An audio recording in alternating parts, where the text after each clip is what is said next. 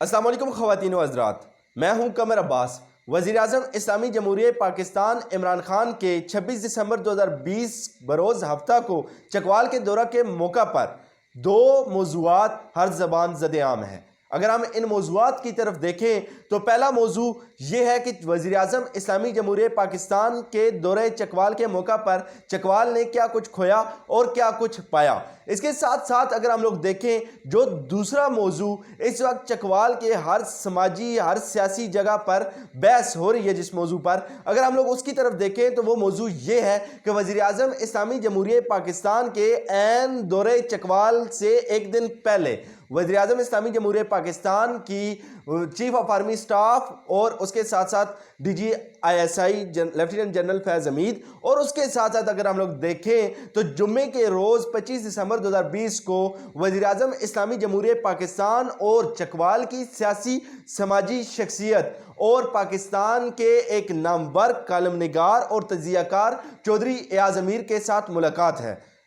ویسے تو چوہدری ایاز امیر کی وزیراعظم عمران خان سے اکثر اوقات ملاقاتیں ہوا کرتی ہیں، لیکن اگر اس ملاقات کے بارے میں ہم لوگ دیکھیں تو اس ملاقات کی خصوصیت یہ ہے کہ یہ ملاقات وزیراعظم عمران خان کے دورہ چکوال سے عین ایک دن پہلے ہوئی ہے۔ جو ہی اس ملاقات کی تصویر انٹرنیٹ پر وائرل ہوئی تو یہاں پر لوگوں میں بحث مباحثہ شروع ہو گیا اور اس بحث مباحثے کا سلسلہ کافی تیزی سے شروع ہوا۔ کچھ لوگوں کا تو یہ بھی کہنا تھا کہ وزیراعظم عمران خان نے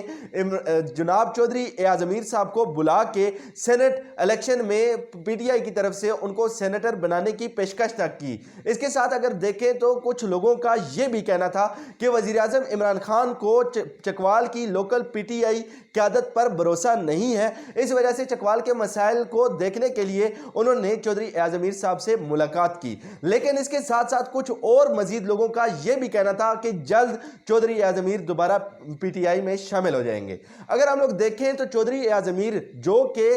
2013 کے انتخابات تک چکوال کی سیاست میں بہت ہی ایک اہم کردار کی حیثیت رکھتے تھے اور اس وقت تک وہ الیکشن لڑتے رہے، وہ الیکشنز کو جیتتے بھی رہے۔ اگر ہم لوگ دیکھیں تو چوہدری ایاز امیر نے الیکشن 2013 کے بعد سیاست کو خیر آباد کہہ دیا اور انہوں نے اپنی صحافت کو ہی اپنا پیشہ رہنے دیا اور ان کا کہنا یہی ہے کہ وہ ایک صحافی ہیں اور وہ صرف اور صرف صحافت ہی کریں گے۔ لیکن اس ملاقات کے فوری بعد جو ہی بہت ساری چیزیں وائرل ہوئیں اور بہت ساری بحث مباحثوں کا سلسلہ چکوال میں شروع ہوا، کیونکہ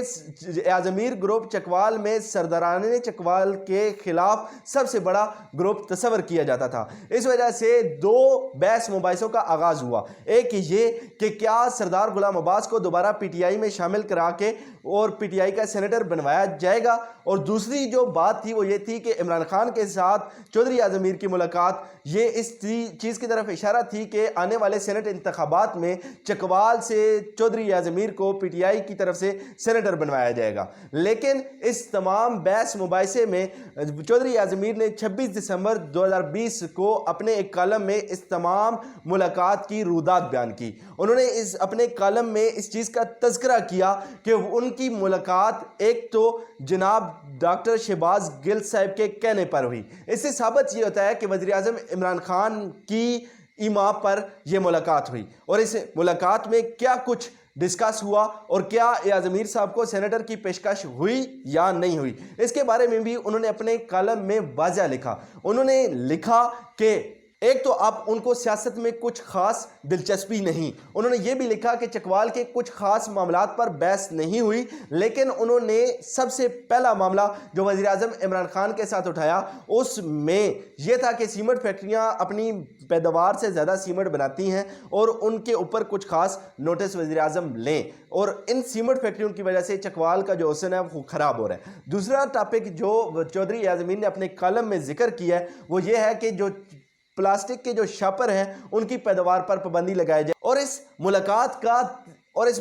کا تیسرا ٹاپک جو انہوں نے بتایا وہ یہ تھا کہ ایکسائز کے جو قانون ہیں محکمہ ایکسائز کے، اس پر تفصیلی بات ہوئی، اور اسی کے ساتھ انہوں نے اپنے کالم کو ختم کیا، لیکن انہوں نے اپنے کالم میں اس بات کی وضاحت ضرور کی کہ اب ان کو سیاست میں کچھ خاص دلچسپی نہیں۔ لیکن اگر ہم لوگ چکوال کی موجودہ سچویشن دیکھیں، موجودہ حالات دیکھیں، تو چوہدری ایاز امیر کو اس وقت بھی چکوال کا ایک بہت بڑا گروپ فالو کرتا ہے، اور ایک بہت بڑے گروپ کی یہ خواہش ہے کہ چوہدری ایاز امیر صاحب دوبارہ سیاست میں آئیں اور سیاست میں آ کر چکوال کی خدمت کو ترجیح دیں۔ اسی کے ساتھ اب دیکھنا یہ ہے کہ وقت، حالات اور تقاضے کیا کہیں گے۔ کیا ایاز امیر صاحب جلد پی ٹی آئی میں یا نون لیگ میں آئیں گے سیاست کرنے یا نہیں؟ اس چیز کا اپنے رائے کا اظہار ہمارے کمنٹ سیکشن میں کیجئے اور دیکھتے رہیے میرے چکوال۔ السلام علیکم۔